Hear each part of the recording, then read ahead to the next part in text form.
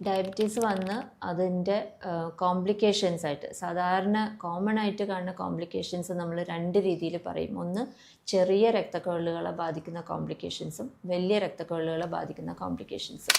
ആ ചെറിയ രക്തക്കുഴലിനെ ബാധിക്കുന്നതിലാണ് കണ്ണിൻ്റെ റെറ്റിനോപ്പതി, കിഡ്നിയുടെ നെഫ്രോപ്പതി, പിന്നുള്ളത് ഞരമ്പുകളെ ചെറിയ ചെറിയ ഞരമ്പുകളെ ബാധിച്ചിട്ട് തരിപ്പ് അങ്ങനത്തെയൊക്കെ വരുന്ന ന്യൂറോപ്പതി. വലിയ ബ്ലഡ് വെസൽസിനെ ബാധിക്കുന്നതിന് മെയിനായിട്ടാണ് നമ്മുടെ ഹാർട്ട് ഡിസീസ്, അതുമാതിരി കാലിലെ രക്തോട്ടമൊക്കെ കുറഞ്ഞിട്ട് വരുന്ന പെരിഫറൽ വാസ്കുലർ ഡിസീസ്, പിന്നെ സ്ട്രോക്ക്. ഇത് മൂന്നുമാണ് മെയിനായിട്ടുള്ള വലിയ രക്തക്കുഴലുകളെ ബാധിക്കുന്ന അസുഖങ്ങൾ. ഈ കോംപ്ലിക്കേഷൻസ് വരാതിരിക്കാൻ നമ്മൾ ചെയ്യുന്നത് കൺസിസ്റ്റൻ്റ് ആയിട്ട് ഷുഗർ ലെവൽസ് സ്റ്റേബിൾ ആക്കി നിർത്തുക. HbA1c വിതിൻ റേഞ്ച് നിർത്തി കഴിഞ്ഞാൽ കോംപ്ലിക്കേഷൻസ് നമുക്ക് നല്ലവണ്ണം നമുക്ക് ഡിലേ ചെയ്യാൻ പറ്റും. ചിലപ്പോൾ കുറേ കാലം ഡയബറ്റീസ് ഉണ്ടായിക്കഴിഞ്ഞാൽ നമ്മൾ എങ്ങനെ ശ്രദ്ധിച്ചു കഴിഞ്ഞാലും മേ ബി നമുക്ക് ചെറിയ ചെറിയ ഇഷ്യൂസൊക്കെ വരാനില്ല എന്നില്ല, പക്ഷേ അതിന് ഡിലേ ചെയ്യാൻ പറ്റും എന്നുള്ളത് എല്ലാ പഠനങ്ങളും തെളിയിച്ചിട്ടുള്ളൊരു ഫാക്റ്റാണത്.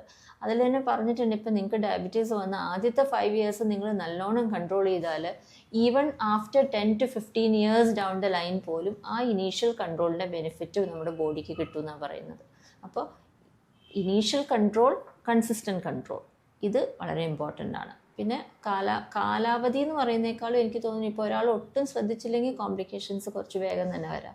അത് നല്ലോണം ശ്രദ്ധിച്ചു കഴിഞ്ഞാൽ നമുക്ക് ഡെഫിനറ്റ്ലി അത് കുറേ ഇയേഴ്സ് ഡിലേ ചെയ്യാൻ പറ്റും. ഒരു 15 years ഒക്കെ ആകുമ്പോൾ ചെറിയ ചെറിയ കോംപ്ലിക്കേഷൻസ് മെജോറിറ്റിക്കും കണ്ടുവരും എന്നാണ് പറയണത്. പക്ഷെ still we can delay it.